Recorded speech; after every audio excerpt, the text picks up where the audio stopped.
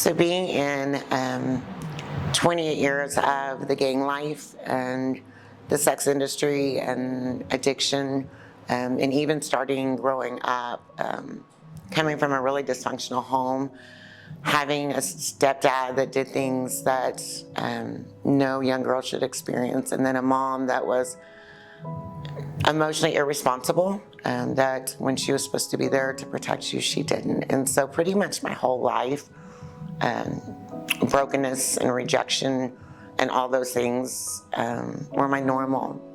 And so swearing I was never going to end up like my mom, I started dancing, and just the money gave you control, or that lie of you had power over men. And so I did that for a really long time, and of course that escalates into more addiction, and then you spiral down a deeper and darker hole, and all your relationships you had were broken. And even accepting, sometimes when the men would tell you I love you, you knew it was a lie, but you wanted to be loved so much that you just accepted it and you lived that lie. And so I did that for a long time. And then after being in that industry for a bit, we always had the rule you didn't date who you interacted with. And so I broke that rule. I met a guy and ended up marrying him, and he was a big cocaine dealer, and so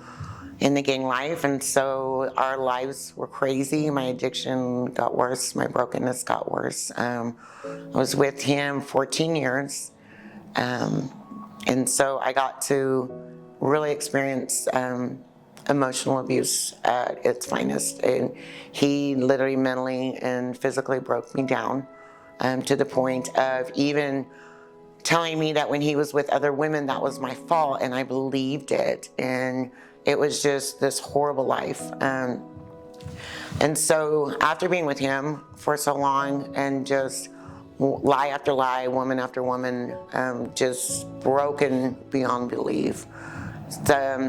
Right before I left, I was actually at a women's event at church. I started getting connected with this church that was 2 blocks away because I wasn't allowed to have a car, and so I started walking there. And there was an event they were having, and I went that evening, and I just felt this thing like I needed to go home, which I didn't want to, but I was just being pushed to go home. And so I walked back, and they weren't expecting me back that soon. And so in the house, there was a prostitute, and this guy that I had trusted him with, that was supposed to be a Christian, that I was wanting him to get around because I thought he could help him, he was with them. And so I feel like that was probably where my bottom was, because I was told she was paid to stay and I could leave. And so that was my moment of just broken, and I felt disposable, and I just felt like I did not matter. And so shortly after that, I met this couple, this lady in Oklahoma City, and her name's 𝗬𝗓𝗓, and I started meeting her through church. And shortly after, she had said, God told me to let you come live in our home, me and my husband's home.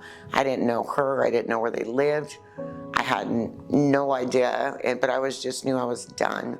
And I knew that, in our house that I was in with my then husband, we had gang members going in and out every night, crack. It was crazy how we lived. And so I literally got to where the last week I was there, I would lock myself in the room. I didn't want to be out there with any of that. And I would tell God, don't let this be all that I know. And I knew that I had done a lot. In and out of jail, stole checks from meth. I'd done a lot. Helped run a lot of marriages, manipulated a lot of people, lies, stole, I did it all.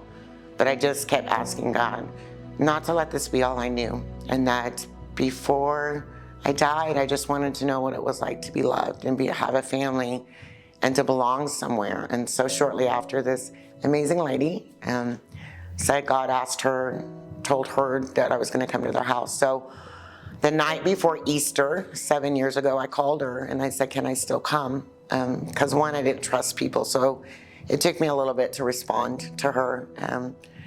And I called her and asked her if I could still come, and she said yes, but you have to wait till tomorrow afternoon, because her family was in town for Easter. So that next day on Easter, her and her husband came, and that was 7 years ago. And we left that day, and I never went back. And so because of this amazing couple and their yes, is why we're here today and why I'm here today. So shortly after that, even though finding the prostitute in the house I thought was my lowest moment, shortly after that, I was really struggling the first year of my recovery, and every day was a struggle, even sometimes an hour to get through, and I didn't know what was wrong. Sometimes experiencing religion, I always say religion at its finest, people telling me I wasn't quoting enough scripture, I wasn't praying enough, and they had no idea how I was in the Word every day. I was praying every day, but still something wasn't right, and I didn't know how to be in my own skin. I didn't know how to be in relationships. I would go out in public in big places, and I would have to leave because I would get so overwhelmed. I couldn't go in Walmart, couldn't go in Target. It was horrific.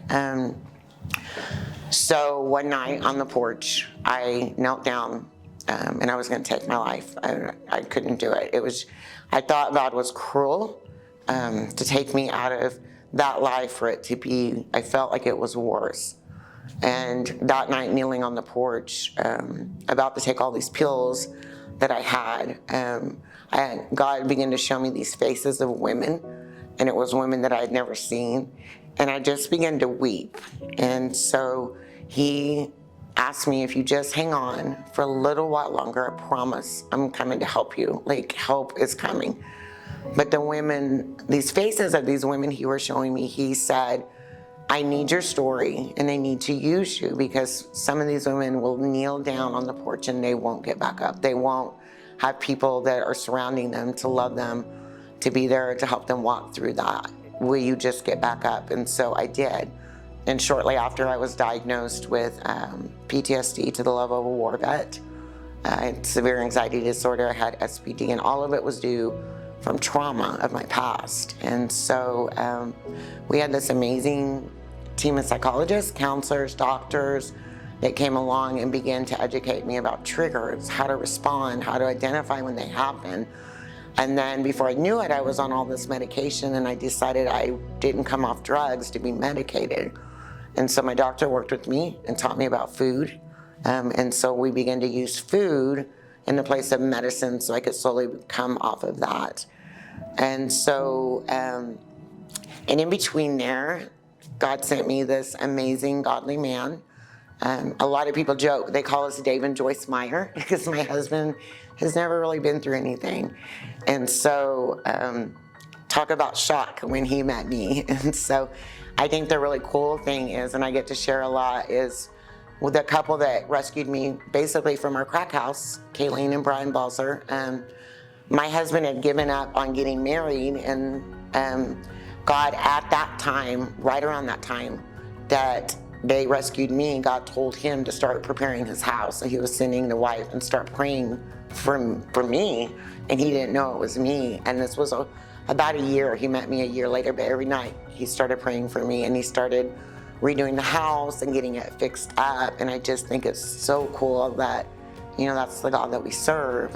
Sometimes we don't know what he's up to, but he's always up to stuff. And so coming out of that, dealing with mental health, all the healing that God has done has been amazing. It's been a hard, long walk. It wasn't easy, and it's stuff that we had to work on every day.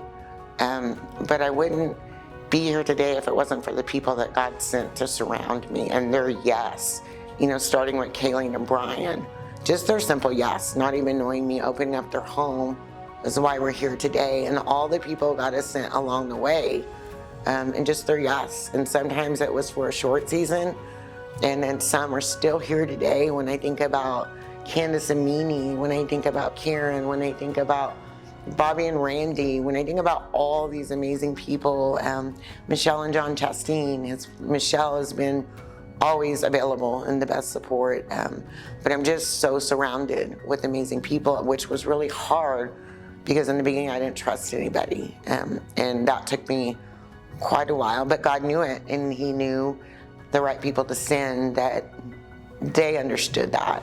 And so anyway, I got married to this amazing godly man.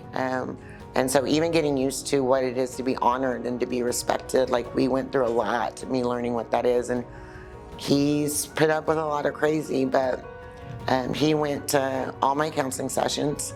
He even took classes learning what I was diagnosed with, so I could learn, or he could learn how to better help me. And he has always told me, you're gonna know what it is to be fully loved and to be loved how Christ loves you and to be honored. And so I'm really blessed with an amazing husband, and I know it's everything that he poured in to me getting well made me want to every day get up and fight harder and try harder. And so because of that, and because of my walk with what I've been through, I now have a heart for women. And so we help, we have a ministry now called Dignity and Grace, and it has been birthed out of my experience and what I walked out of. A lot of times women coming out of trauma or addiction or prison, people don't understand, and they don't understand what they walk through to get through a day or even a minute. A lot of our calls that we get are girls that have just got out of prison and they're in Walmart and they are having a massive panic attack because they can't make decisions. They can't, or they're overwhelmed with all the people. Or we get calls for the home that they've gone to. They're used to being in prison where it's loud and they're used to all the noise and stuff, and now they're in a home where it's quiet and they literally melt, and we have to go help them walk through that. And so, you know, having to make choices every day. And so our nonprofit is designed to help women coming out of prison, coming out of addiction, coming out of abuse, that deal with trauma. And so we have a program now which we have some amazing leaders, several of them, they're licensed counselors, and we try to do food from a holistic side, and we just teach them, about triggers, we teach them about trauma, we teach them that their voice matters, and we want to help them. But the number one thing that we teach them is that God can heal anything. You know, I've seen it in my own life, I've seen it in the life of so many of these women, and I remember in the beginning, God said, I'm gonna heal you in such a way that you won't even recognize yourself. And so now when I tell my story, I feel like I'm telling a story of somebody else because it's just become so foreign. And so that's what I want for these women, because God sees them so beautiful and so amazing, and they're not their circumstance, they're not what they've done. And so we love what we get to do every day. And I think one thing I've realized is the Apostle Paul is one of my favorite apostles. I love him. He's just, you know, great theologian, just an amazing man of God. And I love in the scripture where he talks about, I count not myself to have apprehended. And I think that's what one of the things when the women come to us in the beginning, I want to teach them is even the Apostle Paul, a great theologian, a great prophet, just this amazing God or amazing guy. He's admitting to you, he's saying, I count not myself to have apprehended, but yet he's still teaching us and he's still leading us and he's still this amazing man. And that's what I try to teach these women is, why do we work so hard to not be vulnerable? And I think maybe it is the past that we come from and the pain that it's created. It teaches us to be masters of disguise. And I think we think in our minds that if you knew who I was, you couldn't love me. And so out of fear of rejection, I give you someone I think you could like and hide who I really am. And like the scripture said, it's because I count not myself to have apprehended. And so what we want to teach these women is God's not asking you to have it all together. Like, we're not complete, we're not finished. But if you'll just be vulnerable, that's where God does his best work. And so speaking of vulnerability, about a year ago, God asked me to open a boutique, where we're at right now. And I told God he was crazy because all I've sold is drugs. All I've sold is myself. I know nothing about business. Like, this isn't you. There's no way. And so that was a year ago. And so today we are now in Boutique West. Everything in here, everything that's sold will go back into our nonprofit, Dignity and Grace, which will help fund our programs and God has given me the vision that we know a transition home is coming, and we believe it's going to be funded through this boutique, and so we're super excited. And so I think for anybody out there coming out of addiction, coming out of abuse, don't put God in a box. And I just think it's amazing how we think that we need to be together, or look what I've done, and I think for me, I get to tell the girls that's where God does his best work. And I think over the last couple of years, like doing this boutique, I'm learning where God's called me. That's where he's called me, not to compare myself, not to count myself out, because I love how God says that whoever the world casts out, whoever says he's not good enough, and I love it, because I feel like God's saying, okay, let me show you what I can do, and it's exactly what he's done.